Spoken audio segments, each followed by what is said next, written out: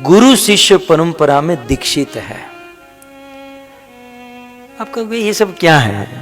आप अपने बच्चे को पढ़ाना लिखाना चाहते हो तो ऐसी यूनिवर्सिटी में भेजेंगे जो गवर्नमेंट रिकॉग्नाइज है, कि फिर ऐसे आलतू फालतू किसी के घर पे छोड़ देंगे? है ना, गवर्नमेंट रिकॉग्नाइज कोई यूनिवर्सिटी में भेजेंगे। ठीक उसी प्रकार इस कलयुग में शिक्षा दीक्षा देने के लिए भगवान ने 4 यूनिवर्सिटी बनाई है, जिसे शास्त्रीय भाषा में संप्रदाय कहते हैं। 4 संप्रदाय वास्तव में देखे जाए तो ईश्वर के द्वारा बनाए गए मात्र 4 संप्रदाय। पद्म पुराण व्यास मुनि ने लिखा, ओरिजिनल संप्रदाय मूल मात्र 4 संप्रदाय। इस 4 संप्रदाय के अलावा जितने भी संप्रदाय हैं ये कलयुग के मन और बुद्धि की उपज है। आज तो रोज नया दिन होता है, कहते हैं वहां 2 संप्रदाय नए खुले हैं। ये कोई दुकान है कि कोई खोल देगा? ये भगवान के द्वारा बनाए गए संप्रदाय है।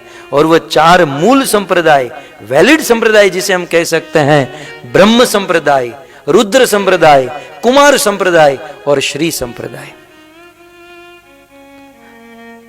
ब्रह्म संप्रदाय माने भगवान ने ब्रह्मा जी को ज्ञान दिया और ब्रह्मा जी से जो परंपरा चली उसे ब्रह्म संप्रदाय कहते हैं। शिव जी को ज्ञान दिया, शिव जी से जो परंपरा चली वह रुद्र संप्रदाय है। लक्ष्मी जी से परंपरा चली श्री संप्रदाय, और सनत कुमारों से परंपरा चली कुमार संप्रदाय।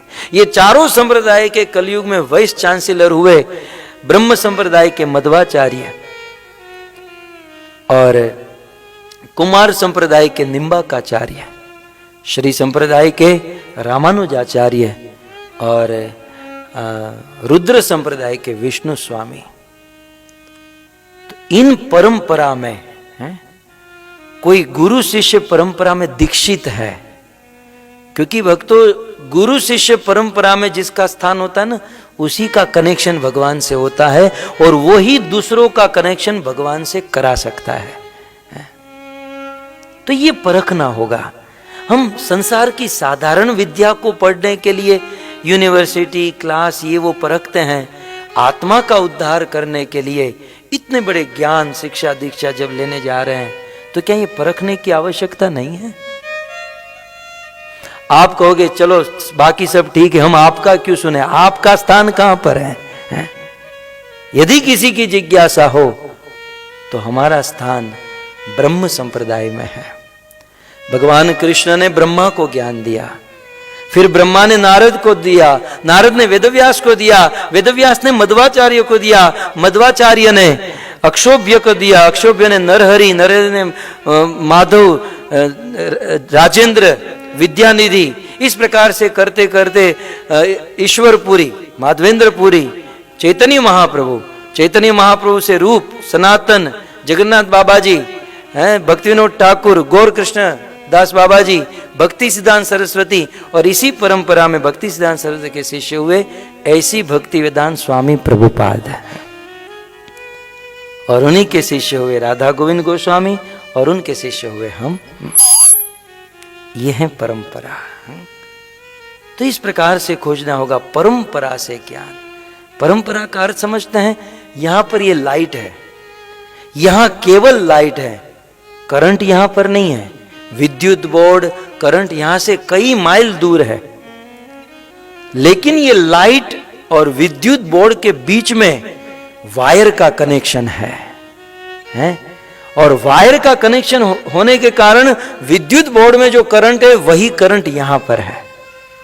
ये परंपरा जो है ना, जो करंट भगवान के पास है वही करंट परंपरा में उतरता है, उतना ही करंट ये वायर के समान है। इस करंट को पकड़ लिया, इस परंपरा को पकड़ लिया तो आज नहीं तो कल ईश्वर की प्राप्ति हो सकती है। क्योंकि आपने पूछा इसलिए हमने आपको बताया गुरु की योग्यता। क्योंकि प्रहलाद महाराज गुरु शु ईश्वर भाव, ऐसे गुरु में ईश्वर की भावना करें। संसार के साधारण हमारा ही एक आदमी था, गया दिल्ली में, कहा गुरुदेव मेरा कुछ कीजिए, कुछ कृपा कीजिए। गुरु जी ने कहा कि कल से मेरा ध्यान करो, मेरे मंत्र का जाप करो, जा बच्चा तुझे वैकुंठ मिल जाएगा। वो जानता था गुरु जी तो खैनी खाते हैं, और गुरु जी का ध्यान में क्या करूं? वो खैनी खा रहे हैं ये ध्यान करूं, गांजा पी रहे हैं ये ध्यान करूं? आखिर गुरु जी का ध्यान करे तो क्या करे? गुरु जी ने कहा मेरा ध्यान करो, मेरा मंत्र जपो, तुम्हें वैकुंठ मिलेगा।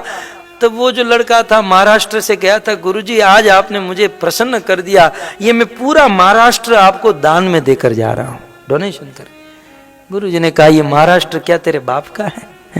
तू मुझे दान में देने बैठा है? ये महाराष्ट्र क्या तेरे बाप का है? तो वो आदमी बोला तो क्या वैकुंठ आपके बाप का है? मैं आपका ध्यान करूंगा और मैं वैकुंठ में पहुंचूंगा। वैकुंठ जाने के लिए तो वैकुंठाधिपति राम और विष्णु और कृष्ण का ध्यान करना चाहिए ना। सो कुल मिलाकर योग्य गुरु चुने और फिर उस गुरु में गुरु शो ईश्वर भाव